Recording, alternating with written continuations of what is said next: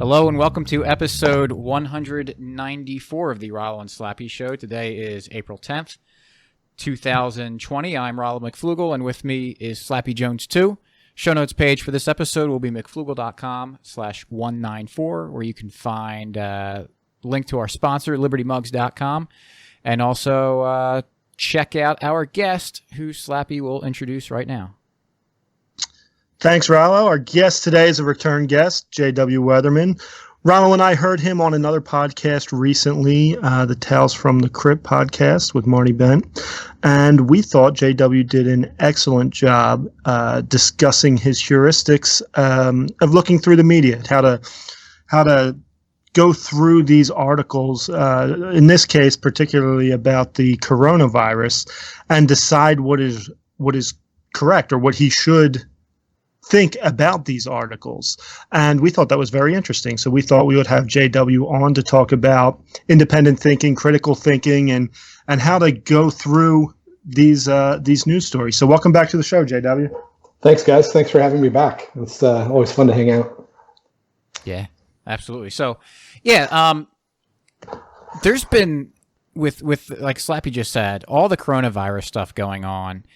We're just like drinking from a fire hose with information, and this is kind of a weird one because we know, or at least we're pretty sure. I think we're on the same page with how the media and government and all these powers to be are portraying this stuff, that what they're giving us is kind of bunk.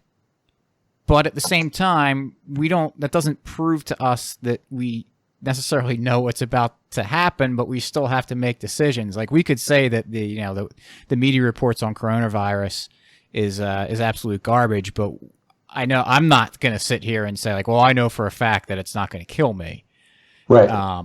But I still have to make a decision. So, yeah, one of the things that I think people forget, or that you hear people say like better safe than sorry, right? And in a lot of cases, that makes sense, right? Like, probably better to wear a bike helmet. I don't know. I didn't when I was a kid. None of us did, but arguably better to throw in a bike helmet than not.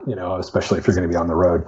But in a lot of cases, it's not like just a better safe than sorry situation. We only have a limited amount of like time and energy, right? I mean, even with a bike helmet, you could argue like, man, if I feel like a dork, I'm just not going to wear a bike. I'm not going to ride my bike, right? And then I'm going to get heart disease, and that's a real threat, right? So it's always a balance between two or multiple things, right? We have like finite time, finite resources, finite energy, finite brain power, even to figure out what the right thing to do is in the first place.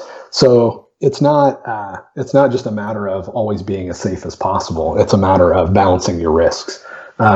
So when a perfect example of this is, I don't think the coronavirus is real. I think it's completely, maybe a bad flu season. I'm not even sure. I think in the end of it, it might end up being like H1N1, where like right now, if you get the flu and they test you, there's a really good chance it's H1N1 and nobody cares. It's just the flu. But years back, we called it the bird flu, and it was this huge, terrifying experience for people that were paying attention.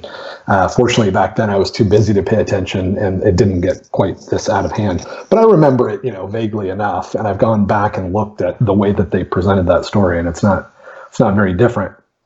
So I don't actually think that the virus is that big of a deal. I still have doubts though, like, because we're working with really, really crappy information.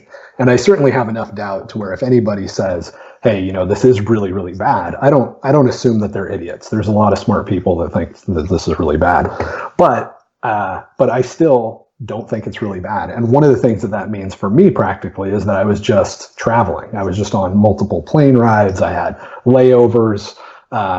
I am already a germaphobe, so I would prefer to wear a mask in those sort of environments anyway. I think that's disgusting to get on a plane and touch I'm one of those guys that's constantly thinking about touching the doorknob and watching the guy that's making my food like a Seinfeld episode, walk out and not wash his hands, right? Like, that's my normal life. So I really, in a way, I was kind of like, this is great. I get to wear a mask. I would have before if you freaks wouldn't have, you non-hand washing monsters wouldn't have freaked out if I wore a mask. But but those environments are like the worst places to be right now if you're trying to avoid corona. And I am trying to avoid corona. I am like wearing the mask and taking all the precautions. But the other thing I'm balancing is there's some really weird stuff going on in the economy. It's a very uncertain time. I never expected that we would see stuff like price controls and shortages on shelves in the United States for, basic stuff like rice and canned foods. I just found out today that Walmart is rationing canned food, actually. So we've gone beyond like price controls. My wife, I have a mess of kids. And so when we buy anything, we don't buy 3 of them, right? And my wife put in a Walmart order and they said you can only buy a total of 8 canned foods of every kind, right? So she needed to get like a bunch of canned mushrooms and like some other stuff. And it was collective in the shopping cart. You could only have 8 total canned items.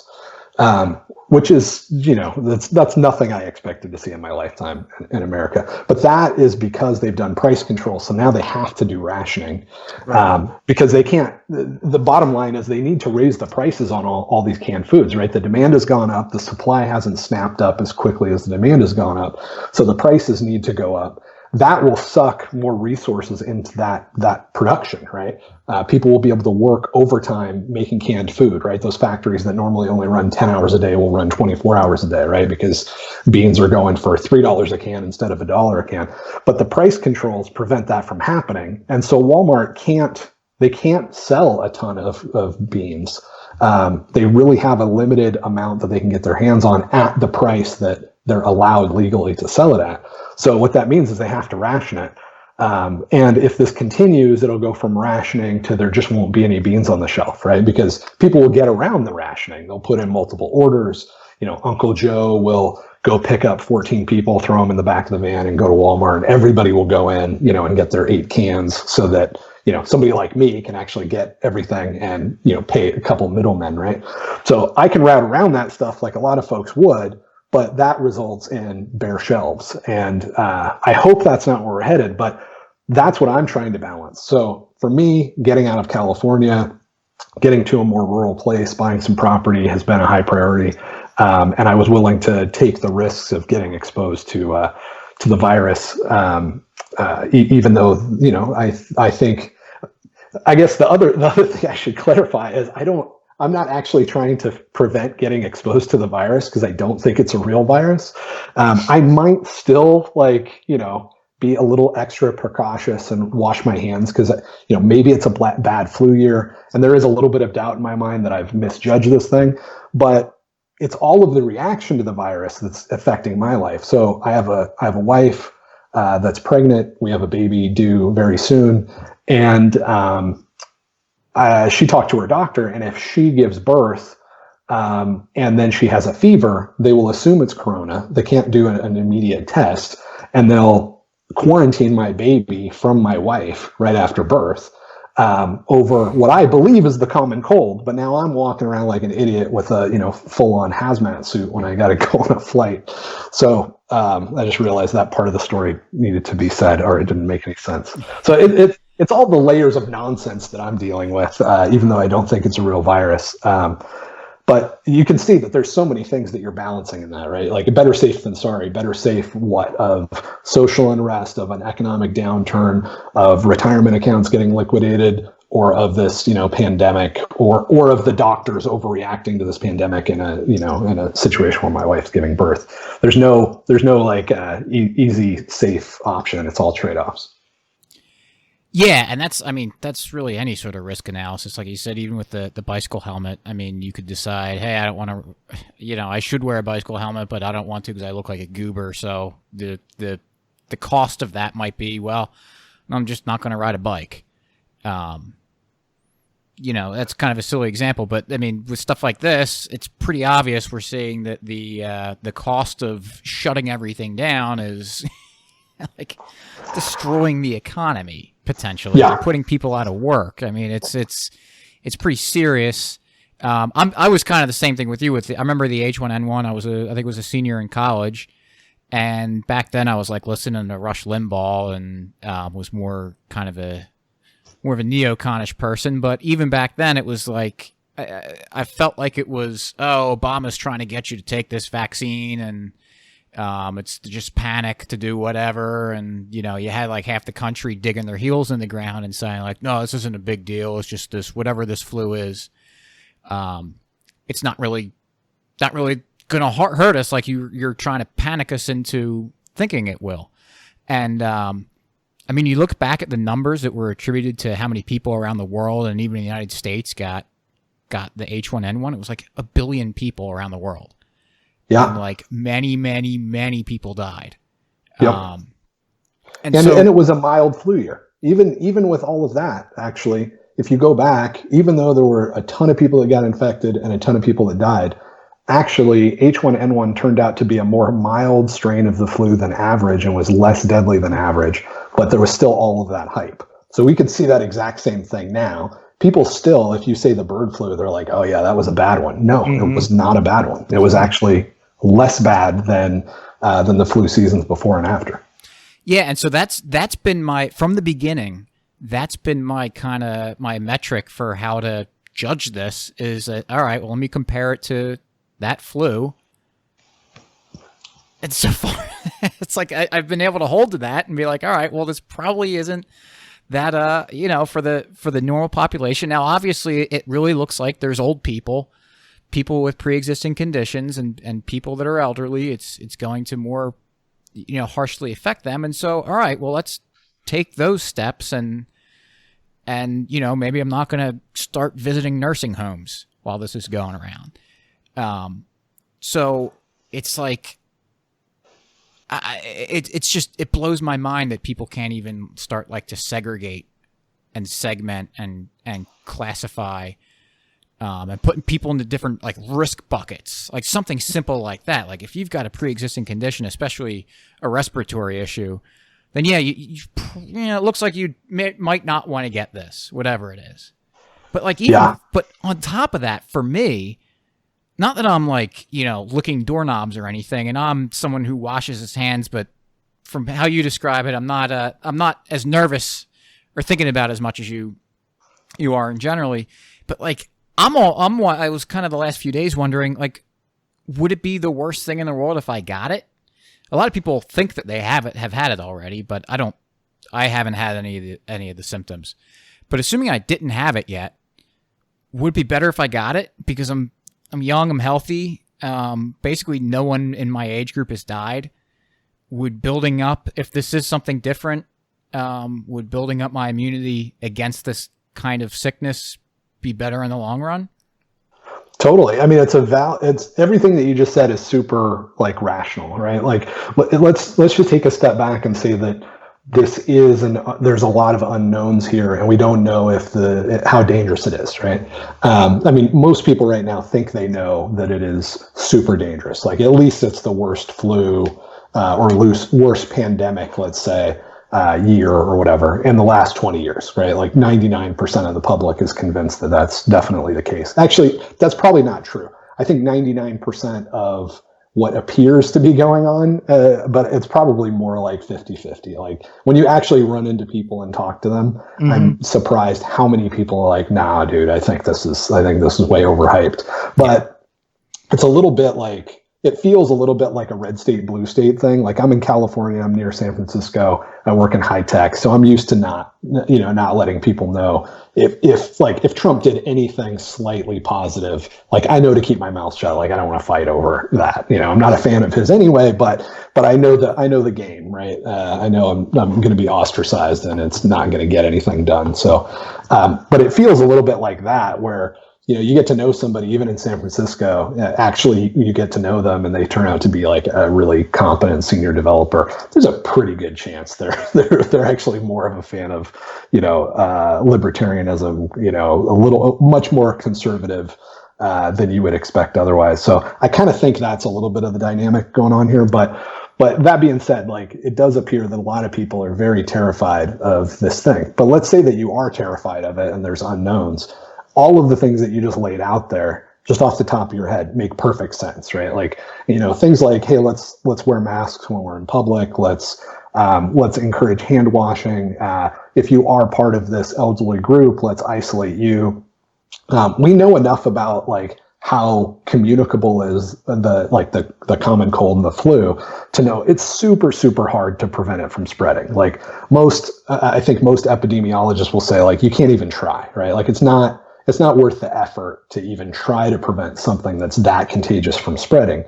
But, let's say that we're optimistic that, that we can do this. You would do things like you just outlined, right? So you wouldn't say, okay, we're going to like the guy that is out cutting logs in the forest right now so that we can build needed housing. We're not going to send that dude home, right? If everything that we know is that he would do fine if he was exposed to the virus, it's not that big of a deal because we kind of need housing, right? So you would let that guy work, and maybe his great grandmother, you would say, all right, she needs to be isolated, and we need to take like extreme measures, right? It's more than just we're going to isolate them, but we're also going to like wash the groceries. Any goods and services or any goods that show up at this old person's home is going to be dipped in bleach and left out in the sun, right? There's all kinds of things that you could do that are not like crazy over the top, but would actually be a whole lot more effective than just this weird sort of blanket shutdown. And that's, I think if there's anything that disturbs me, it's that. It's that the things that are being done just make no sense, right? So whether this is a real flu or real pandemic or just totally made up, the end result is these actions are totally nonsensical, and the justification for them, like which was a big part of what I was talking about on Marty's podcast, the justification for them is super thin, and you can see that there's a lot of lying going on. So like these weird nonsensical actions, even if it is serious, combined with a ton of lying, really, and combined with so many people, either people that are kind of doing what I do in San Francisco when it comes to, communism, right? Like socialism. I just like stay out of the conversation and kind of keep my head down. I think even if that's what a lot of people are doing, it's really disturbing that that's kind of where we're at, right? We're like smart people are just trying not to get killed by the mob. The mob is just completely in the hands of, I don't know. Well, they've become a mob, right? So I don't know if they're being manipulated and there's, some puppet master involved, or if the puppet masters are just trying to stay out of the way because this mob is just, terrified and running rampant. But either way, that's certainly reality, right? The cause of this situation we find ourselves in may or may not be a dangerous virus. It might just be combination of like social media and old media dying and just a bad moment in history where we just can't get good data, and all the information spreaders are incentivized to get clicks, and they're just so desperate and stupid, and there's been brain drain out of the old media. Like maybe that's all that's going on, but even if that's all that's going on, this is a really disturbing kind of moment in history. And it's really hard to know how to protect yourself at this point.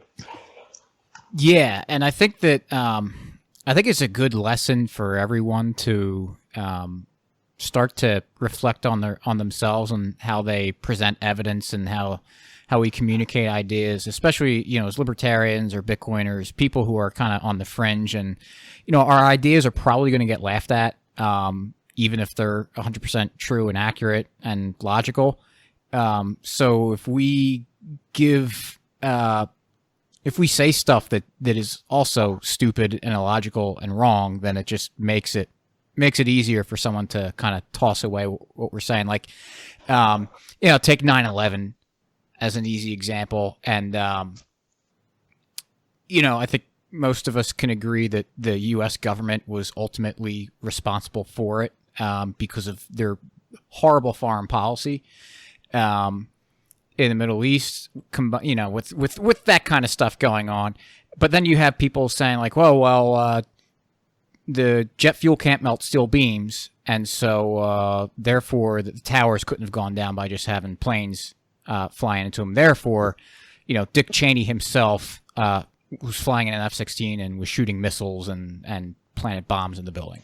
And it's like, well, he may have done that. But by saying that jet fuel can't melt steel beams, like you're going to get laughed out of the room by anyone who has any sort of understanding of material science or solid mechanics, because, steel and other materials doesn't need to melt in order for it to lose its strength.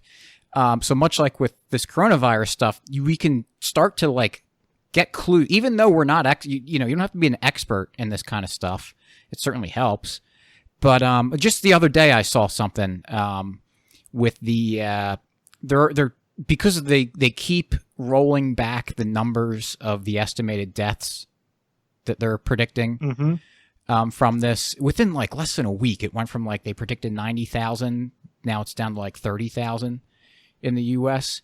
And the one thing I noticed on this chart was predicting the deaths was that they were down to the single digit in the number of people they were predicting were going to die. Like it was like 90,632 was their estimate. And it's like, you're not even using significant figures. Right. Like how can you make a prediction when you're like, we're really not sure, so we're going to throw out a number, and you're that precise with it? That right there shows me that you're unqualified, that you don't even know how to manipulate statistical data. Right. Yeah, totally. I mean, the one thing, even though there's a lot of uncertainty, the one thing that you do not want to give up on is logic, right?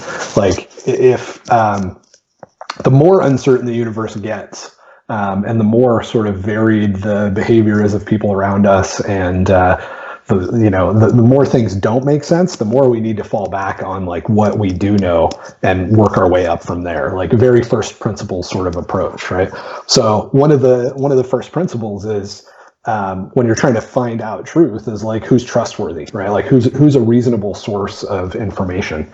And if anybody is like paying attention, the answer is like, we don't have any right now, right? Like all of the government agencies have locked down on the data. Universities have been prohibited from doing testing. The FDA has been really aggressive about anybody experimenting with any form of testing being told, no, stop it, destroy all the work that you've done. So there's a lot of unknowns, but I guess one of the knowns is that there isn't any trustworthy data at this point. Or there isn't any trustworthy sources. So then what we have to do is we have to look at the untrustworthy sources and basically, act like a police interrogator, right? So you're sitting down with somebody you're pretty sure has committed murder, and you're asking them questions, and you're not listening for, I didn't do it, right? You're not listening for the headline, you're listening for the qualification, right? So I didn't do it, but she was sleeping with my brother, right? Okay. You ignore the headline and you go after, okay, the qualification, there's probably some truth to that. That chick probably was sleeping with the dude's brother, right? So that's how you have to interface with the mainstream media. When they have a news story that says, 90,000, expected to die this year, you wait for the qualification of, yes, this is reduced from the estimated, I think it was over 200,000. So yes, this is reduced from the estimated 200,000 that we thought. But that's the part that you're looking for, right? You're not looking for, oh my gosh, 90,000 people are dying. You're looking for the qualification of, we revised the number down by, over 60%, right? And so you actually can get good news out of the bad news and truth out of the liars, but you gotta go into it knowing what you're doing. And in the same way that like when you sit down with somebody that, has been accused of murder, before you turn on the news, like make sure you've eaten something recently. Like you're going in for a battle. Like they're really good at it. They're master manipulators and liars, and you know that their motivation is to terrorize and terrify you and confuse you and not give you good information, and to deceive you. So I was talking about one of the tricks that I do is like I only watch stuff that I can pause, and I pause often because these guys they're hitting you with information, they're hitting you with flashing lights. And if you're reading, it's a little easier, but if you're watching, the news, you need to be able to pause it and say, okay, what did they actually just say, right? And kind of be aware of yourself. All right, that freaks me out. So a good example is one of the stories that came out, I don't know, 2 weeks ago or whatever. Tom Woods did a good job of calling this out as well, but the headline was like something like, healthy 40-year-old, or maybe it didn't say healthy, maybe they weren't that blatant, but the implication of the headline was like healthy, man in his 30s dies of coronavirus, right? They go on to say like, basically if you're in the high risk group, you could die. But even if you're not in the high risk group, we don't know that much. There's all this uncertainty, and now we have a healthy person that died. But you get into like paragraph 9 and you find out the guy had been struggling with leukemia, and it wasn't likely he was going to live anyway. So you have to, sometimes it's a long slog, and you have to like kind of manage your own emotions and deal with your own terror and try to look for the truth in it. But it's not easy. It's definitely not easy, and it's not getting any easier as the weeks go on. Yeah, they actually just did that again. There was there was a 13-year-old girl that recently died. She has, I forget the name of the disorder, but she gets like a lot of seizures. And actually, she was one of the people that was very instrumental in making it legal for like getting cannabinoid treatments for that kind of thing. And it's really helpful for people that suffers from that condition. And Right. so she, within the last week, she passed away, and there are these articles saying like, oh, she died of coronavirus and she's only 13. And that's one where it was like, all right, they have to, because she was already kind of a famous person in certain circles, so they kind of have to mention her pre-existing condition. And I was like, whoa, this is kind of crazy sounding. Is this really the coronavirus? Like, are they trying to do the same thing again? And, I saw this on Twitter, and the next tweet was, about 12 hours later, and it says, I think it was like the Colorado Sun or something. They revised the story to clarify what happened. She had tested negative for coronavirus, got discharged from the hospital because she had some sort of thing flared up on her, got sick again, and when she went back in, they just treated her as a coronavirus patient.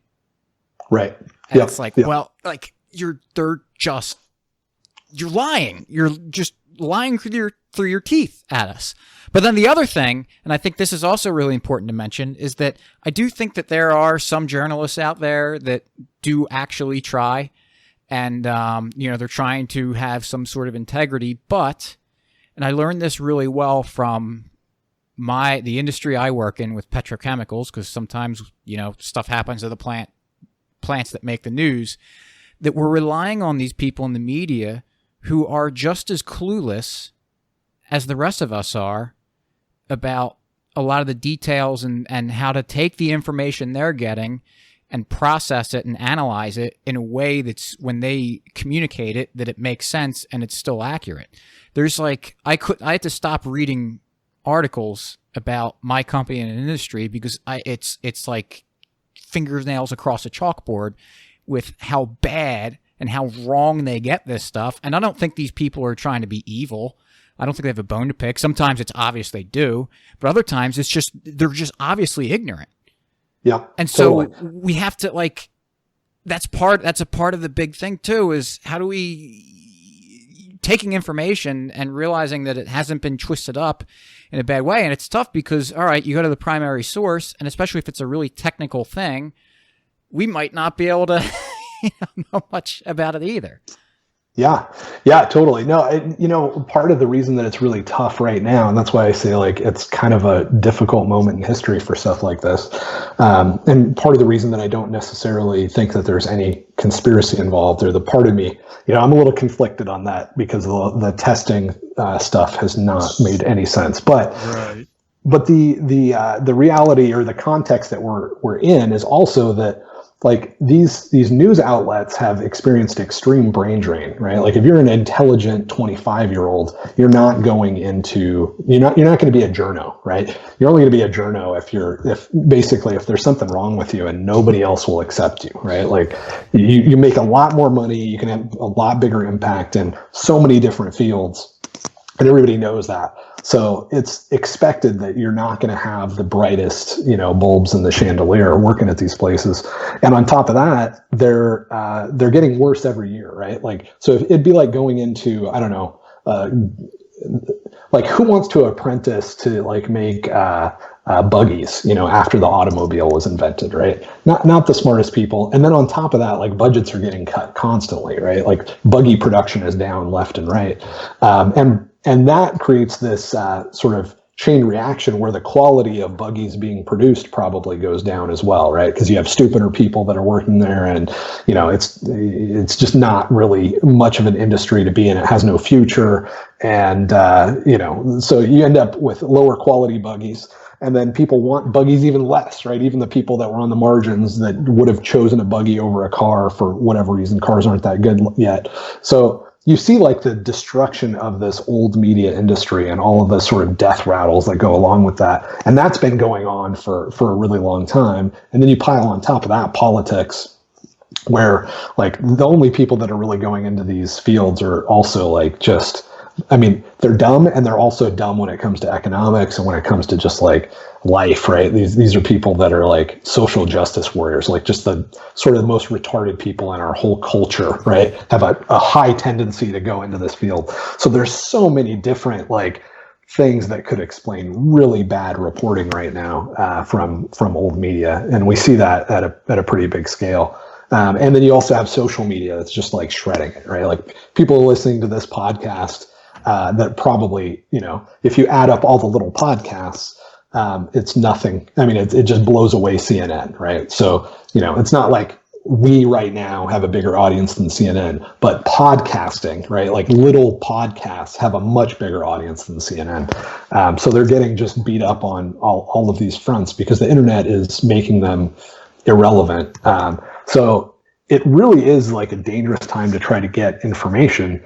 But that's, you know, that's again, where you got to just fall back on like really, you know, clear first principles. And another one of those is motive, right? So if you know that, the murderer doesn't want to go to jail, right, you take certain things that he says with a grain of salt. If you're listening to any mainstream media, and this applies to social media too, social media is just super immature. Like, we're basically at this point in history where the old media has reputation but doesn't deserve it anymore. It's all just riding on coattails. And new media doesn't have any sort of reputation system that is well established, right?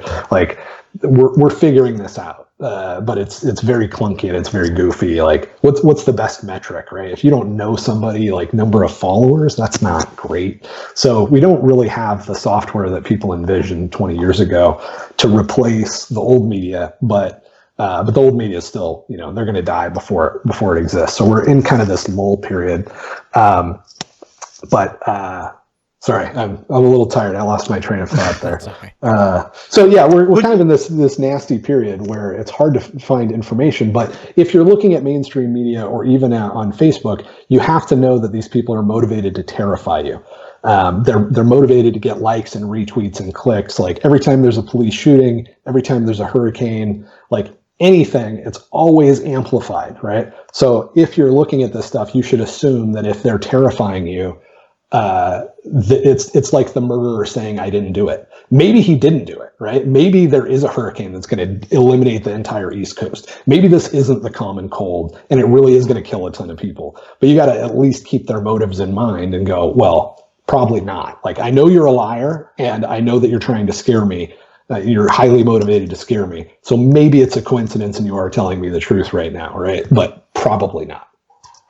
Yeah, I think that's a good point to bring up. And also, you did kind of mention it too, that like maybe they're not lying, maybe they're telling the truth. That's why it's important to not just be a reactionary. Like I've been noticing among the libertarian community that now they're saying like, oh, wearing a mask it doesn't work. It's like, well, yeah, it's a physical barrier. I mean, you know, because in my industry, I have to wear a mask sometimes, and I might be dead if masks didn't work.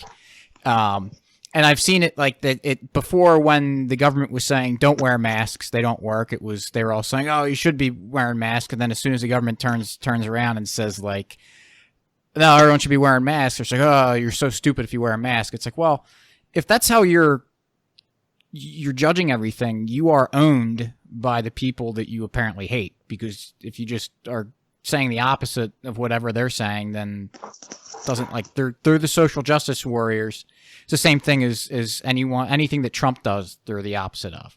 And it's like, you need to like use everything we've talked about and like just, I don't know, apply some, have something other than just being a reactionary. And then I don't know where I'm going with that either. Here's a question for you. So I agree with you that I don't think this is any worse than a lot of other viruses we've had, and it is really killing certain people and certain demographics for sure. But everything I look at, and Carr Camp had put together a great report breaking down some of the data. I got to think the experts know this. Like this Dr. Fauci and what's the other one? Birx or whatever.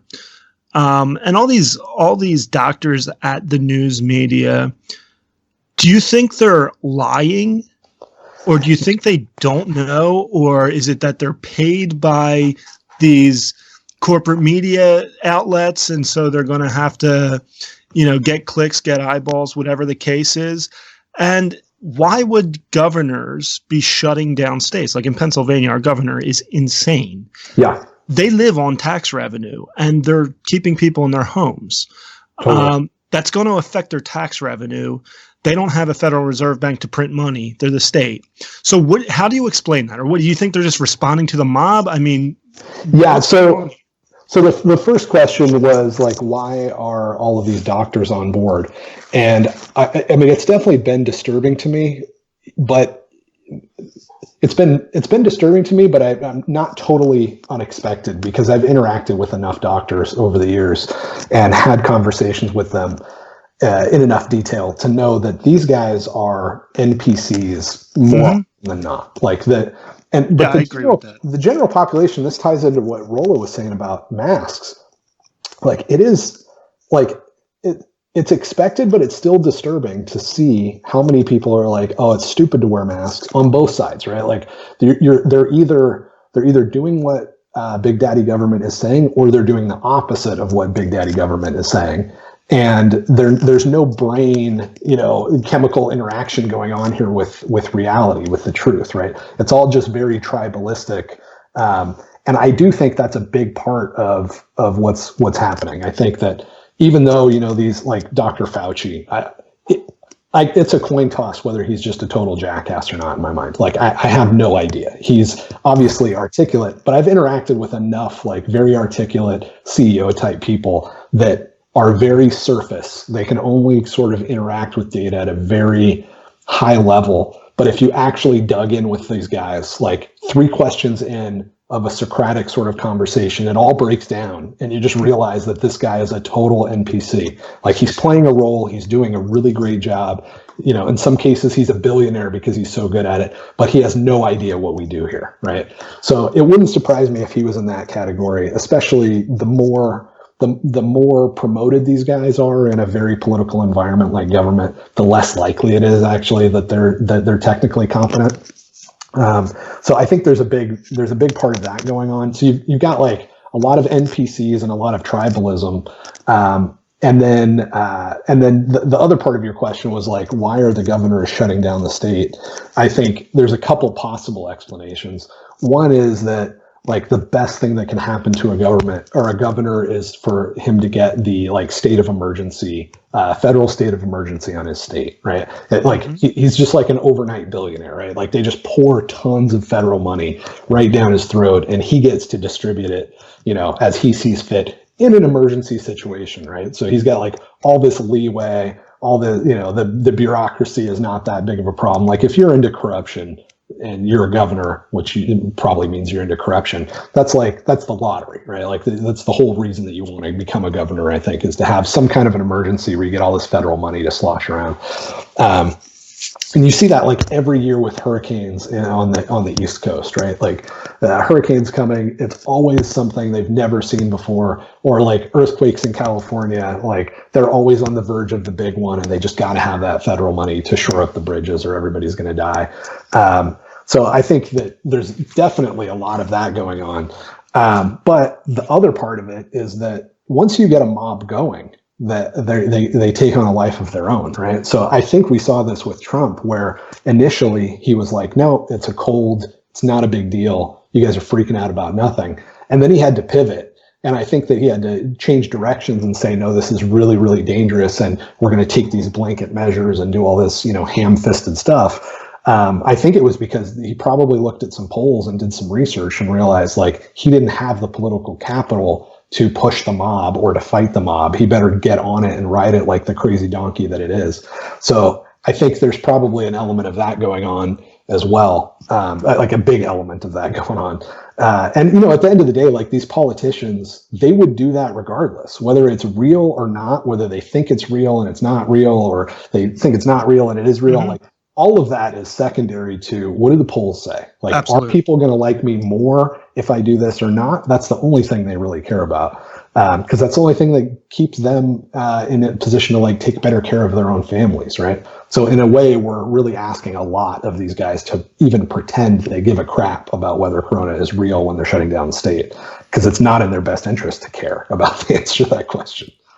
Yeah, I mean, Dr. Fauci a few months ago, there's a clip that's floating around of him on like I forget what it was, like CNN, MSNBC, one of those types of cable news, and he was saying that it was like, yeah, we don't really need to do anything with the coronavirus any more than we would with like the normal flu season. It's really not that big of a deal. Now he's literally saying we should probably not shaking hands should be something that should never happen anymore. Like we should do away with that custom. And it's like, well, he's either, you know, lying and, you know, drumming this stuff up for that, what you just said, or he's totally, absolutely incompetent and shouldn't be in the position that he's in because he missed that badly. Yeah, but you know what's funny though is like, if he is so stupid, if he's the combination of so stupid that he believes this, or so malleable, right? Like so like in tune with the mob, but also like so intelligent that he can appear intelligent, he would be the perfect person for that job, right? Like if you were Trump, that's who you would want in that position. And everybody, you know, that he's interacted with over time, like it's like Hans Hermann Hoppe, you know, in the concept of like in the market, we compete to produce goods, and in, you know, I don't know what is he called, the anti-market or whatever, right? Basically in government or in politics, you know, we can compete to produce bads, and he would be the perfect person for the role to be the right combination of like kind of malleable and stupid and attuned with the mob, and also appearing intelligent to appease, you know, the few alpha males that are out there that are actually having to interact with nature instead of just, you know, the hierarchy. So it wouldn't surprise me if that's what we got, right? And so if I had to put money on it, I'd probably, you know, give you 8 to 10 odds that he actually believes that we should end that custom. He actually believes that, you know, this is really dangerous. And, you know, if you were to sort of hit him with Socratic questions, if you could get a couple beers into him, you know, pretty quick, you just realize the guy there's no substance there. You can't drill down a couple layers. You see that with Trump, right? Like, Trump, you know, you're kind of hoping, oh man, he's got kind of a libertarian bent to him. He seems to, and then, you know, you drill down a couple layers and you're just like, well, this is total madness, right? But that's who you would expect to become elected as president, because he would be appealing to the largest number of people, but also be somebody that would take most advantage of the office, right? So it would make it that much easier for him to raise money from people that expect to be able to, you know, get some favors and get some good stuff done. Like a real principled guy is not going to be great at, you know, raising money. No. Yeah, it's funny. Like Trump is the guy, and we all have friends like this. We all know people like this that you could sit down with them and talk through a subject or present some sort of argument, and he'll leave that being like, I absolutely agree with you. Wow, it makes so much sense. And then 2 seconds later, someone else talks to him, and he's 180 degrees. It's just the last thing that's been said to him is the greatest thing in the world, and that is Trump. Totally, that's what totally. It seems like. But in a way, they're playing like a different game, right? And it's almost like they're smarter than us, and they're playing the meta game, right? We're trying to figure out, for example, is COVID real? And they're going, it doesn't matter if it's real. What's the mob going to do, right? The reality is that not only for me, but for you, if I don't stay ahead of this mob, I mean, you can. It's definitely a Machiavellian sort of justification in a lot of this stuff. And for me, it has to be like, the reason that I can't engage in that is because I have a religious line, right? Like I believe that God exists and that he will not reward me if I engage in evil and justify it. But if I didn't have that, I would easily be able to make the case like, look, man, you're better off with me running the show than with somebody else, because, you know, I don't totally hate you. And if, you know, if you want me just to interact with the truth, I'll be out of office next week, right? That's not how this works. I have to do what's popular, and I have to do what's popular all the time, better than everybody else that's trying to do what's popular, or I get replaced. So it's a nasty spot to be in, because all the things that we're relying on are like basically like mafia members, right? Like, what is COVID real or not? Well, we can ask Tony Soprano, or we can ask, like, you know, Bobby Two Legs. Well, what about like, I don't know, somebody that's like an independent doctor? No, he works for Bobby Two Legs. Those are our options. Yep. So it's a nasty spot to be in. I am optimistic about the future, in the sense that I do think, you know, the internet is establishing reputation systems, and we are figuring out how to replace the old media. But so, like, I do believe that we're in an upgrade, right? Like, we're in the middle of a software upgrade, and it's a good one. But during a software upgrade, everything works worse than it did, you know, before you started. And I think that's where we're at right now.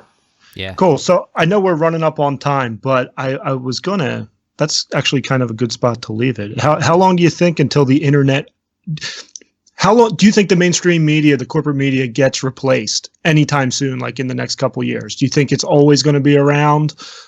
You think we're actually going to do away with it? I think in a lot of ways it's already dead. Yeah. So, but as far as like, well, I'll give you a couple examples. Like, what does PewDiePie get for views? Like 50 million views, I think. Probably. I think CNN gets like 3,000 views. So I don't know when that number, like, I don't know what, I couldn't tell you within an order of magnitude what percentage of views CNN gets compared to PewDiePie. That's how big it is already. It's a lot less than That's true. That's a good point. So in a lot of ways, it's already dead. As far as when we'll have good information systems, I think part of the reason that I'm really into Bitcoin is that I think that the name of the game right now is that it's so profitable to run a central bank that it's inevitable that central banks rule the world, right? Like, it's the most profit. If you just looked at it, like, if you take ethics out of it, running a central bank is the most profitable business model that exists, you know, on the globe today, right? And when that's the case, you're going to get like the central bank basically running things. And so they're going to be, you know, basically funding media, owning media. You know, you basically, it's a political class run system. It's a system of slavery, right? Where we're all forced to use this currency, and the slave owners get to extract our wealth. And so all that means that all the downstream incentives are going to be perverse as a result of that, right? Like, if you're a media outlet, the most important thing to do is to stay on the good side of the political class that runs the Federal Reserve, because they're the ones that basically can manipulate your stock price. Everybody on the board of directors knows that if there's going to be a downturn, the guys that are connected politically are going to know it first. And so you're able to move into cash instead of get wrecked. So it's not really even about, for example, if I own CNN, I'm far less concerned about like viewer count and quality and maybe getting a subscription model going than I am about keeping the political class happy, because they're at the money spigot. And if I'm not connected to that, I'm screwed no matter whatever else is going on, right? So I think until that goes away, it's going to be really hard for these other systems to come online. But I do think that we're getting closer and closer to that. I mean, I think 2 years ago I said 15 years. I still feel good about a 13-year estimate for Bitcoin becoming global money. At that point, you don't have the Federal Reserve manipulating the stock market and rewarding all these people. And I think at that point, there is room for people like you guys to get $5 or $10 a month out of people that provide the news. And I think, you know, then we'll actually see a lot of healthy competition and reputations being established and stuff like that. But right now, there's just so much money coming out of that central bank being poured onto, you know, basically cronies, that it's very hard to replace that system. But it is happening. I mean, the viewer count is reflecting that, and we're making kind of scary progress in that direction. On some measures, but yeah, I think I'll say within 13 years, we don't have a central bank anymore, and we have reputation systems so that the next COVID that comes along, we actually get real data. I like it. I'll take that. So, we want to respect your time, JW. Thanks for coming on. Best of luck with the birth of your child and Yes. with the whole move, and with you moving to out in the middle of nowhere. I'm sure that you're going to be in the market for a tractor. So, Absolutely, it's on the list. Yeah. John, Hey, did you want to? Sorry to cut you off there, Rollo, but I was going to say, did you want to plug MathBot? Yeah, man. Thank you. Yeah, check out MathBot. That's a project that I've been working on with my son and some other good guys for pretty intensely for a couple of years now. So the basic idea is it teaches kids math and programming. If you're homeschooling for the first time, it's a great resource. It's just mathbot.com. You move a robot around the screen and you learn some pretty advanced math and programming concepts and have a good time. And soon, even though it's taken like way longer than we thought, soon we'll have Bitcoin rewards in so that when kids pass levels, their parents can sponsor them and they can get a nickel or something for learning how to do a square root. So check it out. That's coming soon. And we'll make it a lot more fun.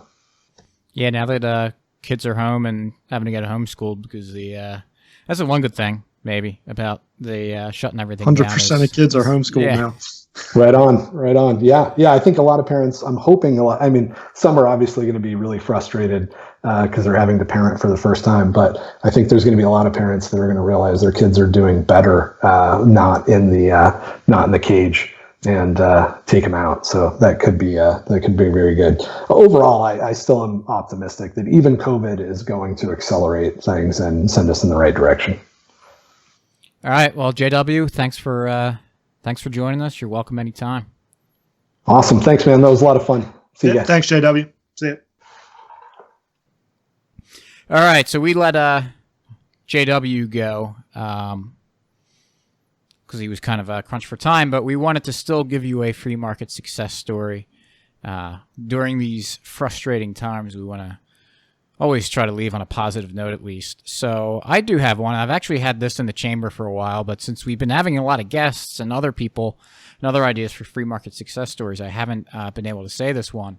But I put some seeds, started some seeds for my garden a few weeks ago, and sometimes with some of these seeds, especially with like the herbs and stuff, they have like very, very tiny seeds. And it's kind of difficult to even like see where they are, especially if they're like brown or black. You put them in the dirt or a little pod you're using, and you don't have any idea where they went. So what they started doing for some of these seeds is they dyed them. So, and put these like kind of like bigger kind of almost shell over top of them. So now you can like really see what you're doing a lot easier. You're not trying to, guess or figure out what's going on. You're not trying to kind of fly in blind, be like, did I completely miss? Did I even get seeds in my hand? So it's a little. Yeah, is that like seeds? So I'm now a gardener. Yes, by I the know. way. You did successfully get some seedlings so far. Yeah, and I'm going to transfer them into a pot of dirt tomorrow. We're going to do that, me and my kids. Yeah. So anyway, how small are we talking? Is this like poppy seeds on a bagel small? Smaller than that sometimes. Really? Yeah. Yeah, it can get kind of tedious. It's like almost looks like sand. Like how small are these things? Like smaller than sand. Smaller. I want to say like maybe like rosemary or thyme. Someone's probably gonna, but like there's a couple herbs that are it's just like the smallest little black speck you can imagine. Nice. All right, cool. I just was curious. Yeah. So I have, speaking of the garden, I am basically like ripping up the. I'm halfway through, not even halfway through, but through the process of ripping up my raised beds, because I'm actually gonna really like enclose the garden, and I'm fixing the fence again. I hope that this year I actually like finish all that stuff in there, and then in the areas between it, I want to have gravel in there, and not having to fight weeds that are growing up around everything. So, trying to make that final little improvement and kind of just not have to work on it anymore. I can just focus on the just doing the gardening moving forward, and then start going to other parts of the yard that require my attention. It'd also be nice to not be spending so much money on it, because lumber and welded wire fence and everything else can get pretty expensive pretty quick. I want to build one of those things that Jared did. That I guess raised the bed, raised beds. bed. Yeah, Yeah. It was yeah, pretty that simple. looked really cool, and Yeah. it looked like it's Just something a that I could box. handle. Yeah. Yeah, and I could put that on my deck in the back, and that would be ideal. Yeah, I'm probably going to build something like that, because I want to have like little random stuff around too. I took the weird bird cage out from the middle of the. Oh, you did? Yeah, I'm going to put that somewhere else, just because. Put that in the basement. Keep. Nah, I can't fit. next I up. don't even know if I could ever even fit that in the house. I couldn't fit it in the house. There would be no way to even get it in. No, I'll put like a small box or maybe some like planters in the middle where there's the empty space in there. What I wanted to do was have grapes grow up the side of it, which would be kind of neat. Yeah. But it just wasn't. Part of the problem is since it's like a metal thing and it's, I don't know. Large. Yeah, and 150 pounds. It just Yeah. rips right through like the weed barrier fabric I had in there. Right. And so it's just, I'd be constantly fighting the weeds down there. So maybe I'll make like a little stone pads for it or something. Because I do want to grow grapes. I do want to grow a lot of grapes somewhere. Actually more in the front side yard where it should get sun pretty consistently throughout the day. But yeah, and then too, since we're on the subject, part of the I'm clearing some of the side of the yard out where all the overgrowth that happened from the neighbor's property that got cleared out. So there's a spot where I'm clearing everything out, and it kind of had some trees falling on it and things falling apart, and I'm clearing the vines and brush out from everywhere. And I noticed too that just from all like the pine needles and from like the fir trees and everything, and the trees deteriorating in there, it's actually really nice soil there now. The rest of my yard is like clay, and it's awful. But this is actually like pretty nice, so I'm gonna turn that into the probably like the pumpkin watermelon patch. Because I did the pumpkin patch a few years ago right behind my house next to the patio, and it took over the entire 15 by 25 foot patio, among other things. So it it's this will be a better spot for it. I don't have to climb. Can over when I you go out the like back. guide them, or do they just grow where they grow? Pumpkins. Like if you put like if you put like, you can. I mean, Kind of guy, but it grows so aggressively yeah, that it's tough. I'm going to try to guide it because I don't want it going everywhere. I'll put I have some spare pieces of the welded wire fence, so I might kind of make like a step kind of thing with that, almost like a trellis, so it can climb up that way, so it doesn't have as much horizontal length. Some of the growth will go up. And I want to do that because I'll probably put cantaloupes and the watermelon back there too. And nice. you kind of don't want, especially the cantaloupes, if they're sitting directly on the ground, they can kind of get, nasty from. Yeah, just being on the ground. Yeah. Well, whatever. Like, again, not getting any air or light or whatever. Yeah. You have this like beautiful cantaloupe. Like, oh, I could pick this. And then when you grab it and reach underneath Turn it, it, your it's hand, like your nasty. hand goes right through it. Yeah. So big plans. Yeah. So Good stuff. yeah. So before we turn this into the second half, another like 45 minutes talking about gardening, we will wrap it up there. We will link to mathbot.com on the show notes page, as well as JW's Twitter handle, so you can follow him there if you're not already. And also check out libertymugs.com. As of right now, we're still getting orders out. Looks like it's a little bit slow with them getting it out, but it's still happening. If something gets weird with that, work with us if you put an order in. If there's a long delay, if you'd rather, get your money back, that's fine. If you're willing to wait, you could do that. But we'll work with you through this. And best thing you could do for us too is to share this podcast out with family, friends, anyone who think is going to find this useful. I think this is a good episode. I think you can we did go on the libertarian bends a little bit and talk about stuff. But I think it's generally was a good episode just to talk about, how to think through this stuff. And there's a lot of smart people out there, a lot of good people out there that, you get information overload, get a lot of people saying a lot of contradictory things, and how do you parse through all this stuff? So I think JW is a really good resource for kind of talking through that kind of stuff. And so I think it's valuable to get out and share to people, help them think through this stuff. And you know what? It's okay to be wrong. We didn't really talk about this too much during the episode, but use logic, use facts you can get, try to piece everything together. Occam's razor is a good tool to use, but you know what? You might be wrong sometimes, and that's okay. Better to be wrong for the right reasons than right for the wrong reasons, within reason, of course. But well, it's because it's. What do you think the chances of you? Because you don't want to just look at one situation, one decision, one analysis that you make, and then base that approach off that one thing, because you could just happen to the one that you pick. You could be wrong on that one, but that approach will probably land you in a good spot, 95% of the time, but you happen to be judging you on that 5% thing. So, I don't know. Just, careful treading through the facts. Yes, have fun with it. Indeed. So, all right, I'll quit my rambling, and thanks for listening, and we will catch you next week. Peace.